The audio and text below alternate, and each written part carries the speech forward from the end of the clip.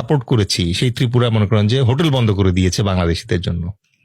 কলকাতা দূতাবাস আক্রান্ত, কলকাতা ডাক্তারদের ওখানে গেলে নাকি ইন্ডিয়ান পতাকাকে সালাম করে তারপর চিকিৎসা নিতে হবে।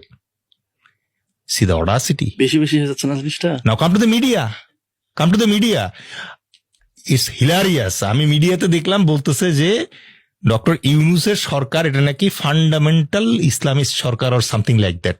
কারণ এই জার্গান আসে থেকে, মানে কোথায় চাওয়ালা আর কোথায় নোবেল লরিয়েট।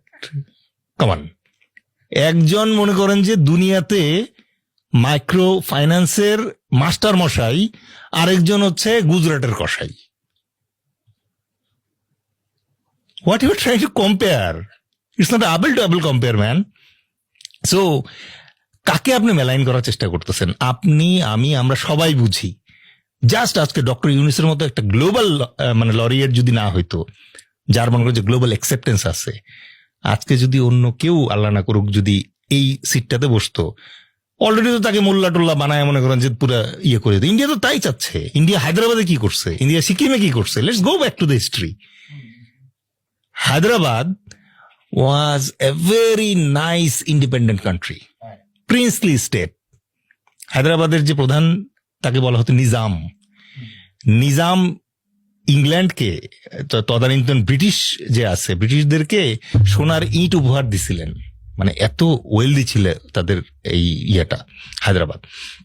নাও এই হায়দ্রাবাদ 1947 সালে ইন্ডিয়া স্বাধীন হলো। স্বাধীন হওয়ার সময় তখন কিন্তু অপশন দেয়া ছিল যে আসলে মানে কোন কোন ছোট ছোট কান্ট্রিগুলা কে কোন দিকে যাবে। সো হায়দ্রাবাদের জন্য অপশন ছিল যে তারা চাইলে ইন্ডিয়ার সাথে জয়েন করতে পারে, আবার তারা চাইলে পাকিস্তানের সাথে জয়েন করতে পারে। যেমন আমরা পশ্চিম পাকিস্তান, পূর্ব পাকিস্তান হিসেবে এসেছিলাম। কিন্তু হায়দ্রাবাদের নিজাম চিন্তা করলেন না, we will remain as a independent state. Very interesting. এবং তাদের নিজস্ব মুদ্রা ছিল, জাতিসংঘে তাদের প্রতিনিধি ছিল হায়দ্রাবাদের, এবং তাদের বিভিন্ন দেশের রাষ্ট্রদূত ছিল। ওকে, ভেরি ইন্টারেস্টিং। এই হিস্ট্রিগুলো কেউ মানে ইন্ডিয়ানরা জানতে দিতে চায় না। ঠিক আছে।